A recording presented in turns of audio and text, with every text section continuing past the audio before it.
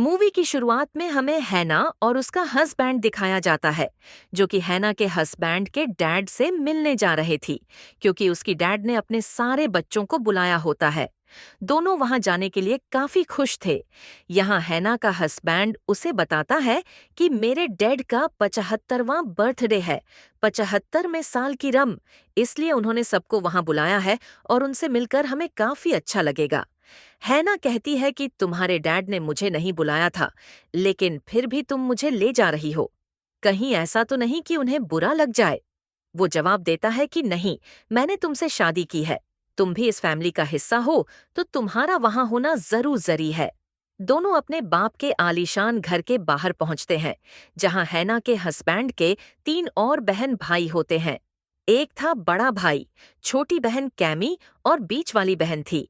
सभी आपस में मिलकर काफी खुश होती हैं, लेकिन वो हैना से बिल्कुल भी खुश नहीं होती। उनका मानना था कि हैना ने हमारे भाई से पैसे के लिए शादी की है। सभी गार्डन में आ गई। वो सोच रही थी कि आखिर ऐसा क्या है जो डैड ने सबको इकट्ठा बुलाया है। सबका ये मानना था कि उन्होंने अपने बर्थडे की वजह से बुलाया होगा, लेकिन उनके डैड का गार्ड कहता है कि आप लोगों के डैड को कुछ जरूरी बात करनी है। आप लोगों से हैना का हस्बैंड उन सबको अंदर लेकर जाता है और कहता है कि वो ऊपर वाले कमरे में चले, क्योंकि डैड वहीं मिलेंगे। वो सब ऊपर वाले कमरे में जाकर अपने डैड से मिलते हैं, जो उन्हें बताते हैं कि मैंने पूरा सिक्योरिटी सिस्टम लगवा दिया है, ताकि घर के अंदर कोई ना आ सके। बच्चों को ये सुनकर हैरानी होती है। वो पूछते हैं, आखिर ऐसा क्यों?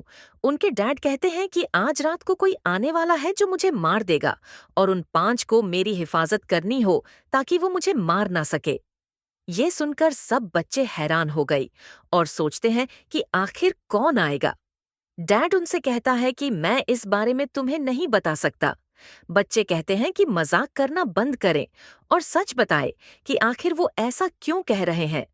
वो कहते हैं कि मजाक नहीं, बल्कि तुम इसे बिल्कुल सीरियस लो, क्योंकि अगर मैं आज रात मरता हूं तो ये चीज तो तय हो चुकी है कि मरने के बाद मेरी सारी प्रॉपर्टी किसी चैरिटी की हो जाएगी, ना कि मेरे बच्चों की। लेकिन अगर मैं जिंदा रहा तो अपनी प्रॉपर्टी को तुम सब में बांट दूंगा। तुम्हें बस आज रात मुझे महफूज रखने के लिए कुछ भी करना है। ये सुनकर सब हैरान हो जाते हैं और सोचने लगते हैं कि आखिर वो ऐसा क्यों कह रही हैं। लेकिन तभी वो अपने गार्ड को हुक्म देते हैं कि अब तुम जा सकते हो। और जब गार्ड वहां से गया तो सारे खिड़की दरवाजों को अच्छे से लॉक कर देता है, ताकि कोई भी वहां से ना अंदर आ सके और ना ही कोई बाहर जा सके। और वो सब नीचे जाकर बात करने लगती हैं कि आखिर डैड को ऐसा क्या हो गया है कि वो ऐसी बातें कर रही हैं। तो उन सबको लगता है कि शायद डैड हमें आजमाना चाहती है। उन्हें नहीं लगता कि यहाँ कोई भी आएगा उन्हें मारने के लिए, क्योंकि सारे खिड़की दरवाजे तो पहले ही लॉक डेड है। तभी हैना उनसे कहती है, क्या पता डैड सच बोल रही हो। अगर ऐसा है तो उन्हें उनकी जान बचानी होगी। वो सब इस बात को नजरअंदाज कर देते हैं और अपने अपने रूम में चले जाते हैं।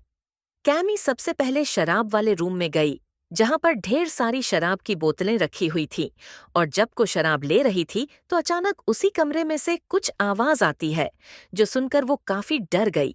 और जब आवाज के पीछे जाती है तो वहां पर कोई भी नहीं होता। तभी उसे किसी की परछाई नजर आती है, जो उसका पीछा करने लगती है।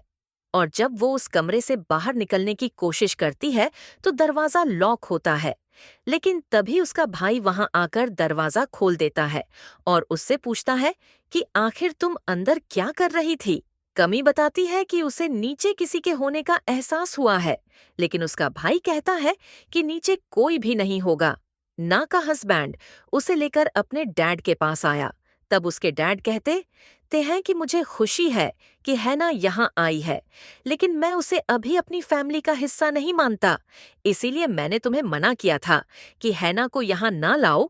तो वो कहता है कि हम दोनों ने शादी की है, तो हैना भी हमारी फैमिली का हिस्सा है।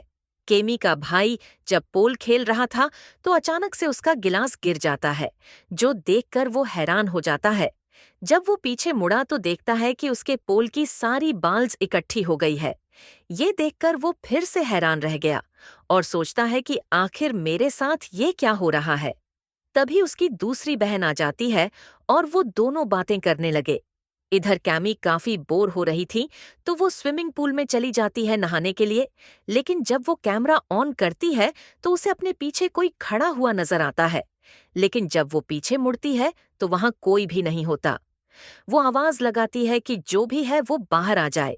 लेकिन जब वो चेक करने गई तो कोई भी नजर नहीं आता। फिर कमी स्विमिंग पूल के अंदर चली जाती है। तभी अचानक कोई आत्मा उसे पकड़ लेती है और उसका माथा काट देती है, जिससे उसका खून निकलने लगा। आत्मा उसे स्विमिंग पूल में फेंक देती है, जिससे उसकी मौत हो जाती है। कमी के बहन भाई आपस में बात कर रहे थे कि आखिर उनके बाप ने ऐसा क्यों किया और उनके क्या प्लानिंग है। लेकिन तभी वहां हैना का हस्बैंड आ जाता है, जो सुन लेता है कि वो उसकी बीवी के बारे में बुराई कर रही थी। तभी उन्हें एहसास हुआ कि कैमी यहाँ नहीं है, और जब वो नीचे गए तो उन्हें कैम की लाश मिलती है, जो देखकर वो हैरान तो हो जाते हैं और सोचने लगते हैं कि आखिर ये किसका काम होगा। केम का भाई कहता है कि वो तो हमारी बहन है, तो हम तो उसे नहीं मार सकते, लेकिन हमारे बीच एक ऐसी लड़की है जो हमारी फैमिली की नहीं है। ये सुनकर हैना का हस्बैंड यानी उनका भाई कहता है कि मैं अपनी वाइफ पर ऐसे इल्जाम बर्दाश्त नहीं कर सकता, क्योंकि वो हर वक्त मेरे साथ ही थी और वो कैम के साथ ऐसा बिल्कुल नहीं कर सकती। उन दोनों का मानना था कि अगर घर के सारे दरवाजे बंद है तो यहाँ कोई भी नहीं आ सकता उसे मारने के लिए। इसलिए हमारा शक हैना पर था कि हैना ने ही उसे मारा होगा। जब उनके डैड को यह बात पता चलती है कि उसकी छोटी बेटी मारी गई है, तो वो नीचे आके अपने बेटे की लाश के सामने रोने लगते हैं और कहते हैं कि उसकी मौत बहुत ही बुरी हुई है। सब पूछती है कि आखिर इसको मारने वाला कौन है। डैड उन्हें बताती है कि ड्रेसल उनके घर में एक आत्मा मौजूद है जिसने कैम को मारकर हमसे छीन ली। मैंने उसे कुछ बिजनेस डील की है जिसकी वजह से वह ऐसा कर रहा है। यह सुनकर वो हैरान हो गई। कहते हैं कि पूरी बात बताएं, लेकिन डैड उन्हें पूरी बात नहीं बताती और कहते हैं कि मेरी एक बेटी तो मर गई है, लेकिन अब मैं हैना को भी अपना वारिस मानूंगा, जिस वजह से मैं उसे अपनी प्रॉपर्टी में से हिस्सा देने के लिए तैयार हूँ।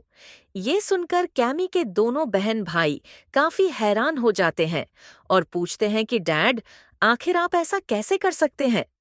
डैड बताते हैं कि मेरी बेटी की मौत के बाद किसी को तो प्रॉपर्टी मिलनी ही है ना, इसलिए अगर तुम्हें और अमीर होना है तो मुझे जिंदा रखना होगा। केम का बड़ा अपनी डैड के ऑफिस से गन ले लेता है अपनी हिफाजत के लिए और कहता है कि जिस किसी ने भी मेरी बहन को मारा है, मैं उसे जिंदा नहीं छोड़ूंगा। दोनों बहन भाई फिर से हैना को इल्जाम देते हैं। कहते हैं कि उसने ही कैमी को मारा है, लेकिन हैना कहती है कि कैमी के साथ मेरे रिश्ते बहुत अच्छे थे और मैं उसे मारने का सोच भी नहीं सकती। पर हैना और उसका हस्बैंड नीचे गई, जहां उन्हें कैमी की लाश नहीं मिलती। ये देखकर वो हैरान हो गई। सोचते हैं कि आखिर उसकी लाश कहाँ गई।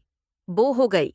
वो समझ जाते हैं कि यहाँ जरूर कोई है जो उन्हें जान से मार डालेगा। इसलिए वो फैसला करते हैं कि हम दोनों यहाँ से भाग निकलेंगे। वो दरवाजा तोड़ने की कोशिश करते हैं, लेकिन इससे कोई फायदा नहीं होता। तोब उसका हस्बैंड हैना से कहता है कि हम नीचे के रास्ते से निकल सकते हैं, तो वो नीचे जाने लगी ताकि वहां से बाहर निकल सके। कमी की बहन उसकी पेंटिंग की तरफ देखती है जो उसे घूर रही थी, और ये देखकर वो हैरान होने के साथ साथ डर भी जाती है। लेकिन तभी उसका भाई वहां आ गया और उसे शांत करके कहता है कि मैं डैड को बचाने के लिए किसी भी हद तक जा सकता हूँ। मुझे लगता है कि हैना और हमारा भाई मिलकर ये सब साजिश कर रहे हैं ताकि वो अमीर हो सके और डैड की प्रॉपर्टी के बश बन सके। लेकिन हम दोनों ऐसा होने नहीं देंगे। हैना और उसके हस्बैंड नीचे थे। वो बाहर जाने का रास्ता ढूंढती हैं, तो उन्हें पता चलता है कि हर जगह लॉक डीड है। तभी हैना का हस्बैंड एक लॉक खोलता है और कहता है कि इसमें थोड़ी सी जगह है निकलने की, जिसमें से हैना निकलने लगी ताकि बाहर जाकर मदद ला सके। लेकिन वो निकलने की बजाय वहां अटक जाती है। उसे दूसरी तरफ बाहर कुछ नजर आता है, जो देखकर वो डर जाती है। अपने हस्बैंड से कहती है कि मैंने किसी को देखा है। वो हैना को छुड़वा आता है और उसे लेकर भागने लगता है।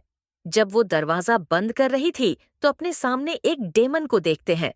उसे देख वो हैरान होते हैं और सोचते हैं कि आखिर ये क्या चीज है। इससे पहले वो उनके पास आता, वो दोनों भागकर लॉकर में चले जाते हैं। लेकिन तभी कैमी के बहन भाई उस लॉकर का दरवाजा बंद कर देते हैं ताकि वो बाहर ही ना आ सके। ये देखकर वो परेशान हो गई।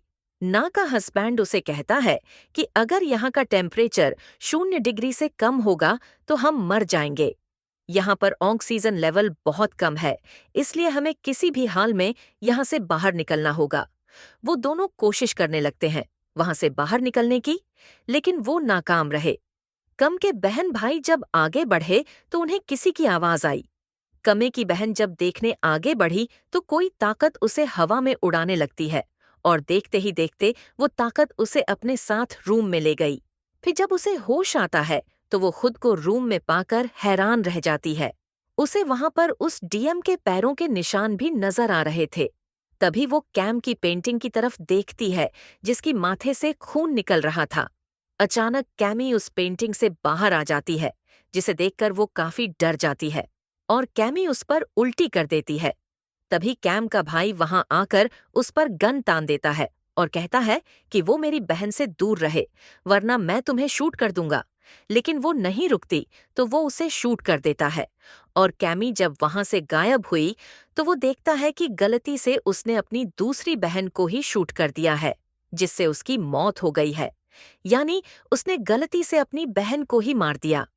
यह जानकर उसे बहुत ही दुख होता है और वह बहुत ज्यादा रोने लगता है, पर वो समझ गया था कि ये हैना का किया धरा नहीं है, बल्कि यहाँ पर कोई डेमन है जो ये सब कर रहा है।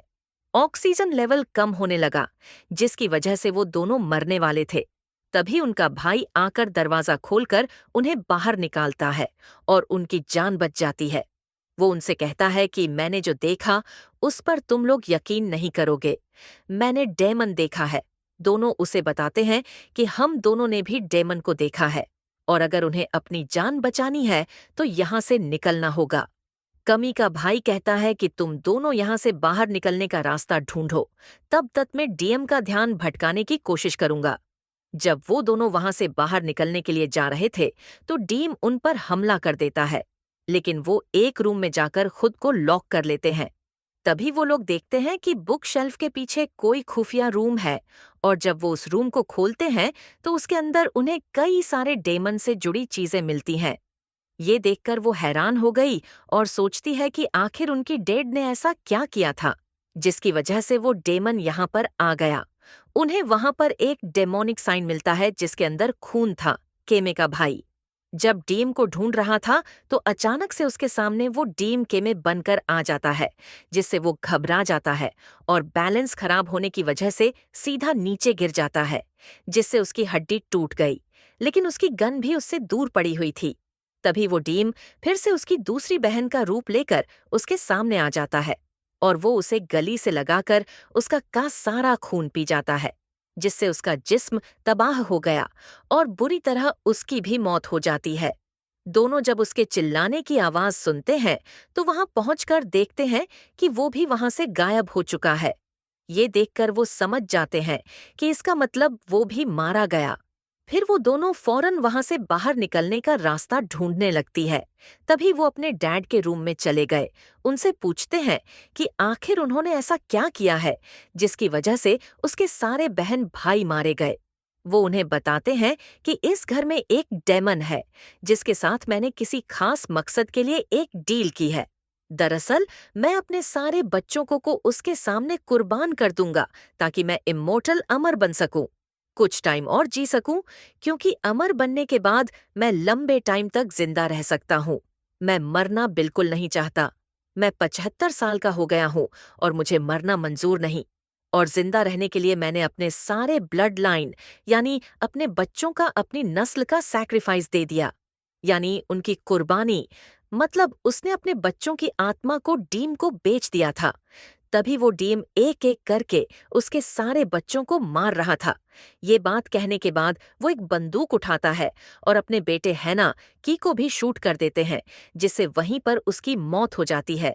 ये देखकर हैना बहुत ज्यादा घबरा जाती है, पूरी तरह टूट जाती है। तब उनका डैड हैना को भी मारने जाता है। वो उसे कहता है कि असल में देखा जाए तो तुम मेरी फैमिली की नहीं हो, लेकिन फिर भी तुम्हें मारना ही पड़ेगा और वो उसे शूट कर देता है। गोली हैना के हाथ में लगी, जिसकी वजह से वो थोड़ी जख्मी हो जाती है। हैना फौरन वहां से भाग गई और घर में ही छुप जाती है। अपनी जान बचाने के लिए जब उनका डैड हैना को ढूंढ रहा था, तो वो ये राज उनके सामने लाता है कि असल में मैं नाटक कर रहा था कि मैं तुम्हें भी अब अपनी फैमिली का हिस्सा मानता हूँ। मैं तुम्हें कभी अपनी फैमिली नहीं बना सकता, और मैंने अपने बेटे को बोला भी था कि वो लड़की यानी कि तुम उसके लायक नहीं है, लेकिन उसने मेरी बात नहीं मानी और तुमसे शादी कर ली, जिससे मुझे बहुत ही बुरा लगा। तभी हैया को वहां पर बंदूक मिल जाती है, जिसे उठाकर वो उसकी डैड को शूट कर देती है, और तभी एक फर्नीचर उसके ऊपर गिर गया, जिसके नीचे वो अटक जाता है। ना उसे बताती है कि असल में तुम्हारा बेटा और मैं तुम्हारे लिए एक बर्थडे गिफ्ट लेकर आए थे, लेकिन हम दोनों ने वो गिफ्ट अभी तक तुम्हें दिखाया नहीं, और अब जब तुम मरने वाले हो तो मैं तुम्हें वो गिफ्ट दिखाना चाहती। वो फौरन उसे गिफ्ट दिखाती है, जिसके अंदर एक अल्ट्रासाउंड की तस्वीर थी। वो बताती है कि असल में मैं माँ बनने वाली हूँ, जो बच्चा आपके बेटे का है, यानी आपका पोता। तो ये आपका ब्लड लाइन है, मतलब कि तुम अपनी फैमिली के आखिरी मेंबर नहीं हो, बल्कि ये बच्चा है। तो तुम्हारी ब्लड लाइन में तुम्हें जिंदा रहने का हक नहीं है, बल्कि मेरे पेट में पल रहे बच्चे को है, जो कि तुम्हारी प्रॉपर्टी का मालिक बनेगा। मतलब कि असोल के हिसाब से उसके पेट में जो बच्चा है वो इमोर्टल होगा, क्योंकि उनका बाप तो मरने वाला है। ये सुनकर वो हैरान और परेशान हो जाते हैं, पर डिमन भी ये सब सुन रहा था। वो डिमन फौरन उसके पास आता है और उसे काट कर खा जाता है, जिससे बूढ़े आदमी की भी वही मौत हो जाती है। उसके बाद है ना, वहां से बाहर निकलती है और अपने हस्बैंड की तस्वीर देखकर उसे याद करने लगी। जज्बाती होकर रोने लगती है कि हम साथ में कितने खुश हुआ करती थी। कुछ देर बाद सुबह हो गई। बूढ़े आदमी का सिक्योरिटी गार्ड बाहर कार में उसका इंतजार कर रहा था। जब दरवाजा खुला तो वो देखता है कि दरवाजे से बाहर उनका बाप नहीं आया, बल्कि उनकी बहू निकली है, जिसके पेट में उसका आखिरी ब्लड लाइन है। इसका मतलब कि अब सारी प्रॉपर्टी के मालिक और कोई नहीं, बल्कि है ना, सारी जायदाद की मालकिन बनने के बाद वो गाड़ी में बैठकर यहाँ से निकल जाती है। इस बात की उसे खुशी तो थी, लेकिन अपने हस्बैंड को खोकर वो बहुत दुखी थी, जिसके साथ ही यह कहानी इधर ही खत्म हो जाती है।